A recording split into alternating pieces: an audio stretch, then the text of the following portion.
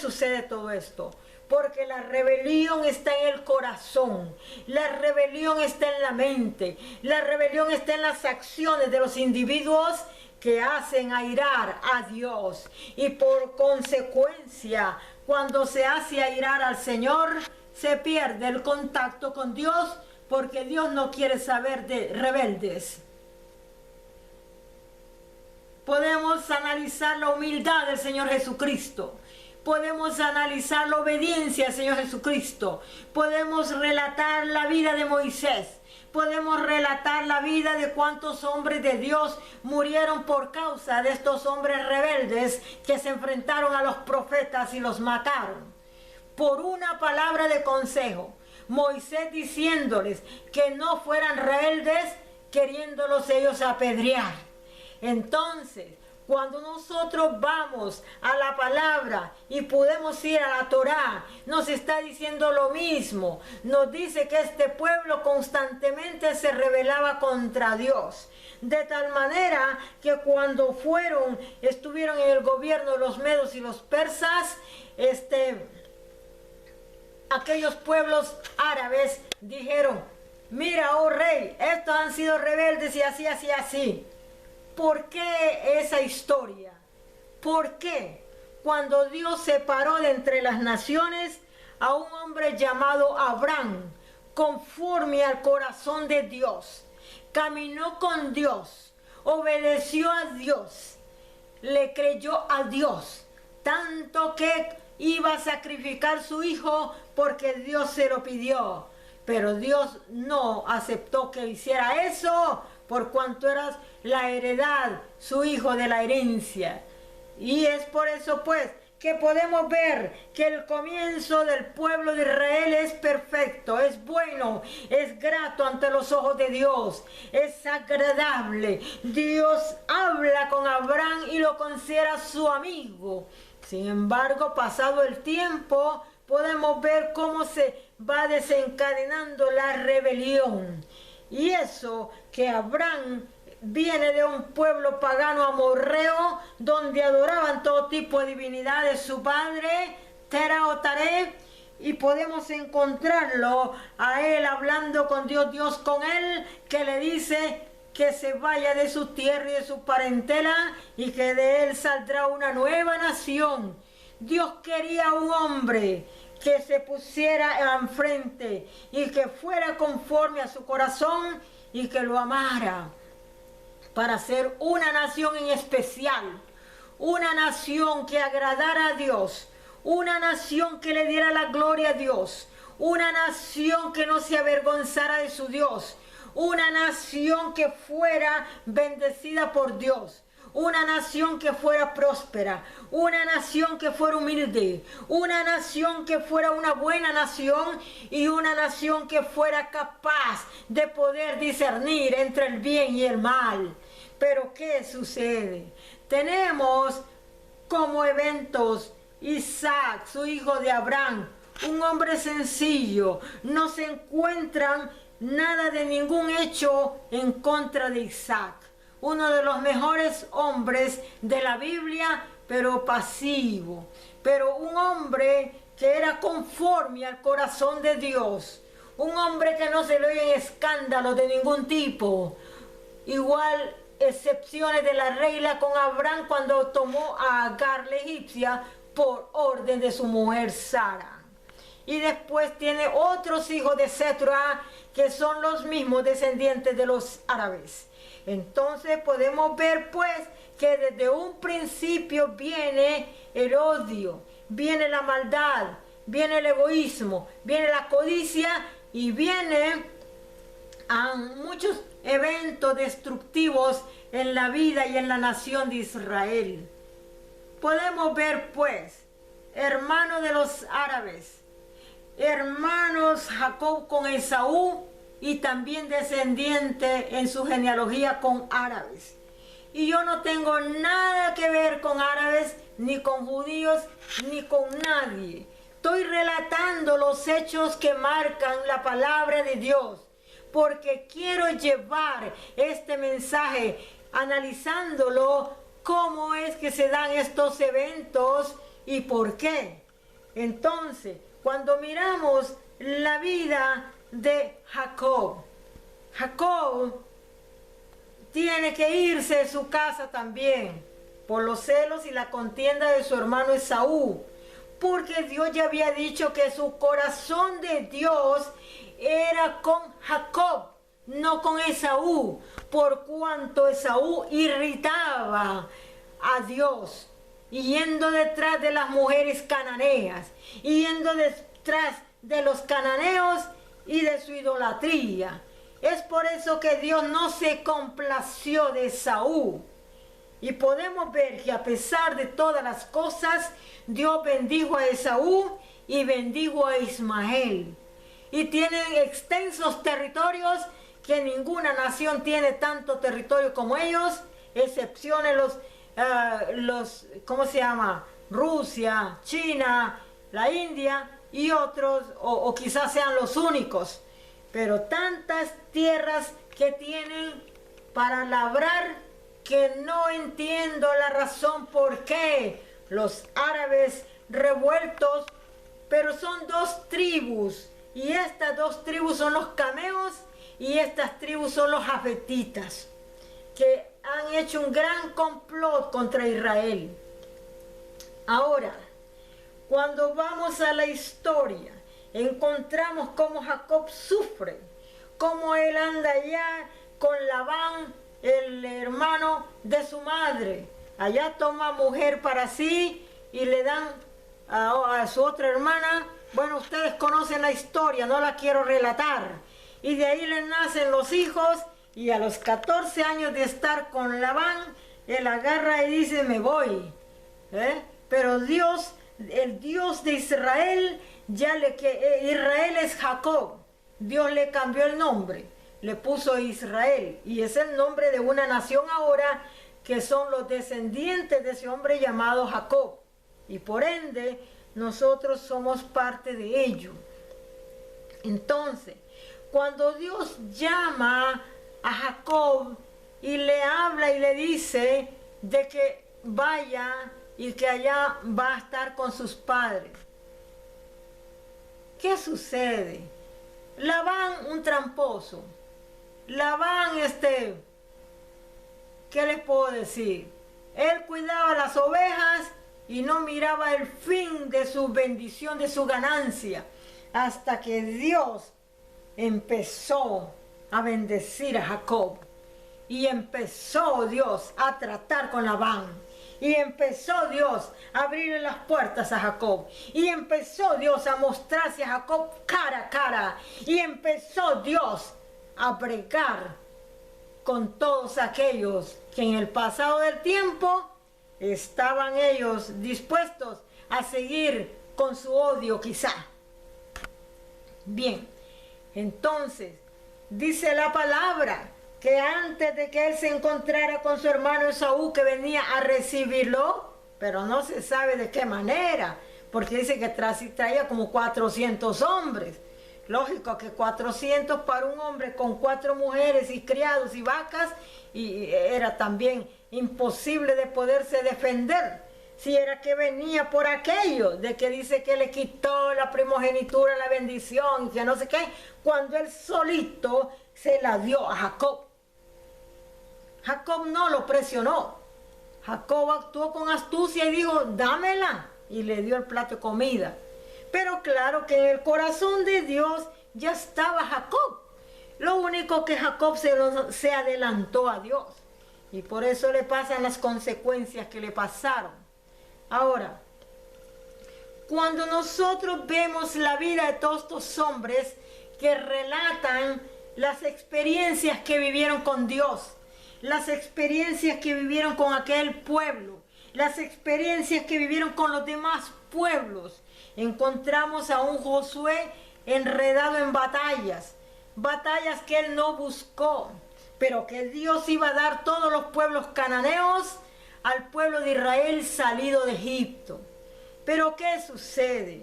Los 400 años que Israel vivió en Egipto como esclavo se le convirtieron en 4000 años por sus rebeliones. ¿Por qué? porque en el 1948 de nuestra era, Abraham hubiera tenido 4000 años. Pero después, a este tiempo, a esta parte de hoy mismo, estuviera Abraham teniendo 4073 años. Pero ahí está la promesa. La promesa era que Dios los iba a bendecir. La promesa era que Dios los iba a guardar. La promesa era que Dios iba a hacer un pacto con ellos, empezando por el pacto abrámico. Y luego Dios iba a seguir adelante con su bendición para ellos por toda la eternidad. Pero ¿qué sucede?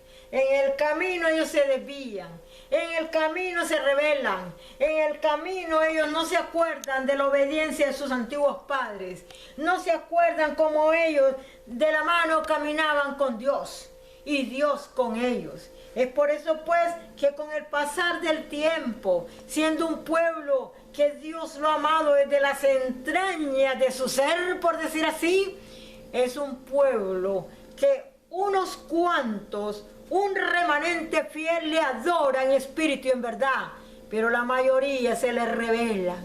Hasta el día de hoy, no solamente han perdido la esencia de la realidad de vivir al lado de un Dios creador, de vivir al lado de un Dios redentor, de vivir al lado de un Dios que los ama tan extremadamente que dejó que su hijo fuera a la cruz del Calvario para rescatarlo a ellos, porque dice que a ellos vino, no vino a los gentiles exactamente, pero los gentiles fueron más agradecidos y empezaron a acercarse a Jesucristo, y Jesucristo los amó hasta lo más profundo de su ser, se compadeció de los gentiles, de los paganos. Pero ¿qué sucede? Podemos entender que hay pleitos, podemos entender que hay enemigos, pero podemos entender que el principal enemigo es el diablo. El principal enemigo de las almas es el diablo. Es por eso que no podemos ver totalmente a un Israel movido bajo el Espíritu de Dios, buscando al Creador, buscando a ese Dios de Abraham y de Jacob. Es por eso que podemos ver una mente entenebrecida, un corazón duro, una gran rebelión, una gran indiferencia, y por lo tanto el dinero es la causa también, porque cuando el hombre pone la mirada en lo que tiene, también se desvía de ver a su Creador, que Él es el que le da la fuerza para que se levante de la cama y empiece a producir para su casa. Pero es ahí cuando falta la inteligencia, es ahí cuando falta la sabiduría, es ahí cuando no hay temor, es ahí cuando no hay humildad. Es ahí cuando nosotros nos ensoberbecemos y empezamos a decir: esta es mi Babilonia que yo he formado ahora. Y es por eso que viene Dios y le tumba el orgullo a Nabucodonosor de Babilonia. Es por eso pues que podemos encontrar en toda la palabra de Dios que Dios nos dice que Dios iba al frente cuando pasaron el Mar Rojo y Él los iba cuidando, y el mar estaba detenido con las aguas congeladas y estaba ahí detenido mientras pasaba su pueblo en seco. Abrió el mar, el río Jordán, y Dios ganó muchas guerras yendo con ellos. La primera de las guerras la encontramos en Jericó, cuando Dios avienta piedras y avienta fuego y todo para poder que ellos fueran exitosos en la guerra. ¿Por qué? Porque dice que tenían carros errados y eran un pueblo de gente gigante, que por eso Dios los condenó a andar en el desierto 40 años con Moisés y 30 años con Josué. ¿Por qué? Porque vinieron con dos de ellos con buenas noticias, que aunque los hombres fueran gigantes en ese lugar y aunque estuvieran bien armados, ellos se los iban a comer como se come el pan. Sin embargo, Josué y Caleb fueron estos dos, pero los otros dice que querían apedrearlos, porque ellos decían: ¿Cómo vamos a ir a pelear con esos gigantes? El miedo, el temor, eso es lo que sucede en la mente del ser humano cuando se acobarda mirando a su enemigo gigante. Y es por eso que es cuando Dios les hace estar 40 años en el desierto, más 30 más, cuando pudieron haber obtenido rápidamente la bendición de tener todos los territorios cananeos, por cuanto Dios no quería esa gente, porque eran gentes perversas y malvadas, y Dios los quería quitar de sobre la tierra.